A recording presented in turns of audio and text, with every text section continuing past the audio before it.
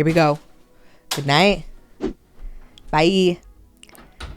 Today, we are talking about how you can generate more leads and close more sales by focusing and prioritizing engagement on Instagram. Now, here's the thing, friends. You think that doing engagement is just busy work. You think it's something that you can just hand off to a VA to do. But here's the thing.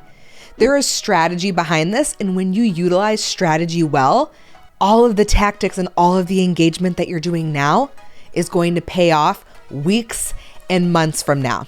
So when it comes to engagement, we traditionally think of engagement as just a means to an end, right? A way to get in front of people. But here's the thing.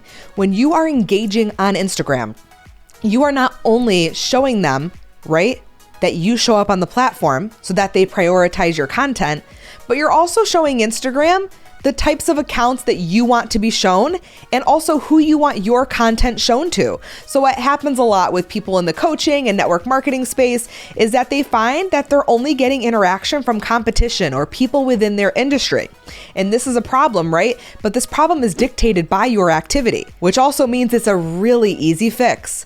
And so with the right strategy and engaging with accounts outside of kind of like that bubble that you're stuck in, that is how your brand, your Instagram, and your content can get in front of potential customers and not just people that are snooping around trying to copy your content and trying to do what you do because you're doing a killer job. So when it comes to what should I be doing and how much, as a whole, you want to be doing at minimum 20 minutes of engagement at least 4 times a week on your Instagram.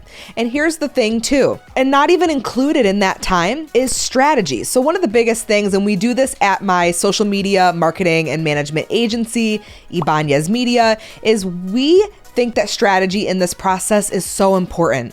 It's way beyond just going to a hashtag and commenting and responding, or what a lot of people do. They think that engagement is messaging or engaging with the people that are liking and commenting on your stuff.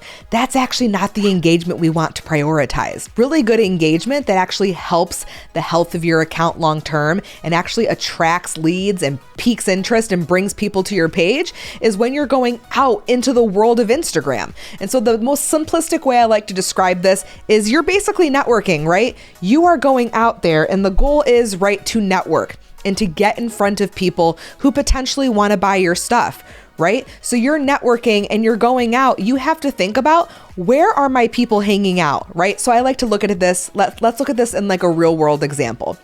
Like, what bar or what restaurant are my people hanging out at? How can I make sure that where I'm going, I am on the front lines with my people? And for the average business owner, they don't know the answer to that question right away, and they don't know how to find out the answer to that question. And it is kind of like doing a little bit of detective work. And that's actually something that I love doing. Coming up with the strategy of how to get on the front lines with your potential customer, right? It's kind of like when you go fishing, right?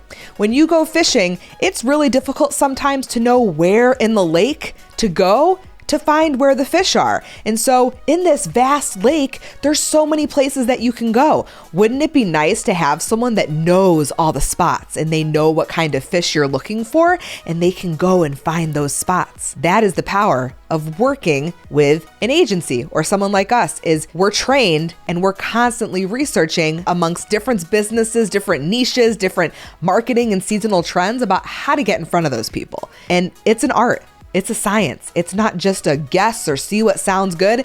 It really is like being a detective. It involves trial and error. So that is something you want to make sure that you are doing. So at least once per quarter, you want to be visiting your strategy for engagement and make sure that the activities and everything that you're doing is supporting getting you in front of the people that you actually want to talk to and that you actually want seeing your stuff. And it's not as easy as it looks, but here are some tips to do that. Number 1, what are hobbies and interests? Number 2, what are seasonalities that you want to be thinking about? As an example, it's March right now. So in that transition from February to March, a lot of people are going from a winter mindset to a spring mindset. So when you think of your ideal client, what are things that they're gearing up to do or thinking about doing in spring? And what are they talking about? Another thing to think about, is this number 3 or number 4? I lost track, but it's kind of like an ego brag. What are things that are people talking about, looking into, and what do they want other people to know that they have or that they're doing? This is one of our signature ego brag tactics that we look at. The perfect example that I want to give you is when people have a Peloton, right? They want everybody to know that they have a Peloton because it's a status symbol. So status symbols are an example of something that people post about in that ego brag system. Another way and another example would be like Apple products, right? Apple products have literally for the life of the brand been a status symbol and something that they count on. A lot of other brands kind of follow this model of wanting to appeal to kind of like that ego brag format where they want to brag that they have it because it strokes their ego when people celebrate them and acknowledge them because they have that item. Starbucks coffee and other more boutique location specific coffee brands are another perfect example of this tactic.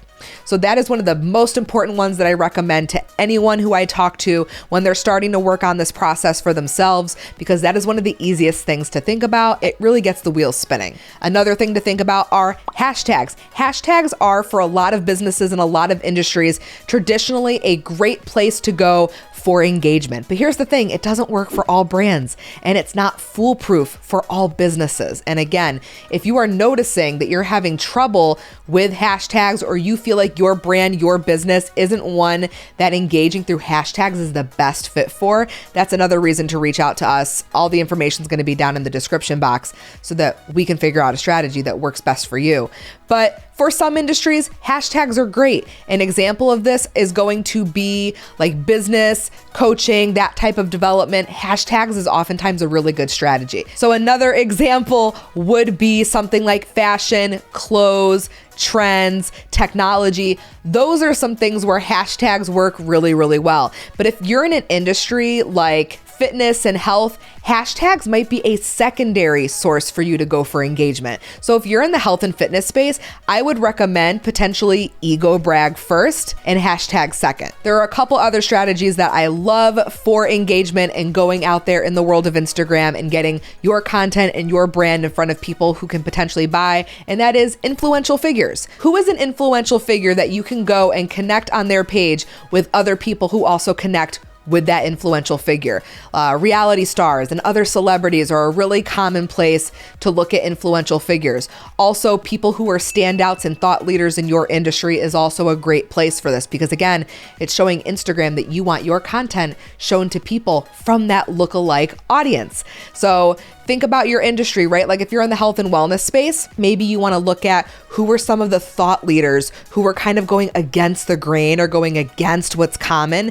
Maybe an example would be people who are like anti-diet culture, and you can go in that direction so that you're not fully immersed in everyone who's doing the exact same thing as you.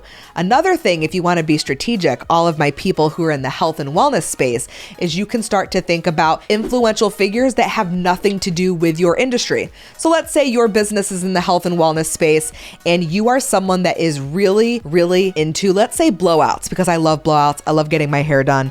This is a day 5 blowout, by the way. Brookbauer Boutique in Chicago, in the suburbs of Chicago rather, but day 5, I've slept on this. How many days? And it looks this good.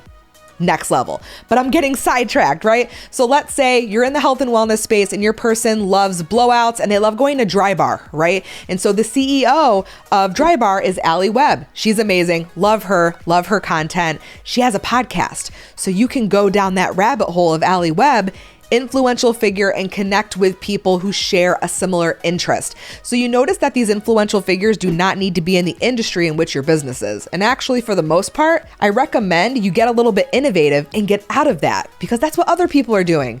And you're not like other people. You love being innovative. And what's awesome is when you go down the road less traveled, you get into undeveloped land, if you will, and you're able to get in front of people who maybe have not been exposed to your business or your opportunity or your solution before, which is really powerful, because then you get to change their lives. And then the final strategy, which is probably one of my favorite ones, honestly, which kind of can correlate with a few, because you notice a lot of these can kind of work together. And that is a lookalike audience. So a lookalike audience could be via a competitor. A lookalike audience could be an account whose audience is similar to yours, but in another industry, which is one of my favorites and one of the most fun engagement tactics to strike gold on, because what's so cool is you will notice that when you go to an account who has a lookalike audience, but maybe a different industry, you will notice that you have so many things in common with all these people. You know that feeling where it's like, I found my people. That's what can happen when you strike gold on a lookalike audience in an account. And what's so powerful is, again, you're able to build really genuine connections, really strong relationships. And what you're going to find also is that, again, these people are not in that same bubble as you. So you get to get out of that bubble and get in front of new potential leads, which is so freaking powerful. But again, this is just barely scratching the surface, guys. But I wanted to give you some things that you can go and do right now with your daily engagement to start getting in front of leads and potential customers. But here's the thing, I get it. You don't necessarily have the time or the capacity to do all of this yourself, right? Yes, you have a business, but you also have a 9-to-5 and hobbies and family and kids and friends and all these things that you want to be doing. And you're like, man, Kayla, how can I give away doing that and still reap the benefits of having that done for me? Well, I'm glad you asked. That's exactly what my social media marketing and management agency does. We do all the strategy, all the planning, and we implement it for you. So literally, we're getting you on the boat, right?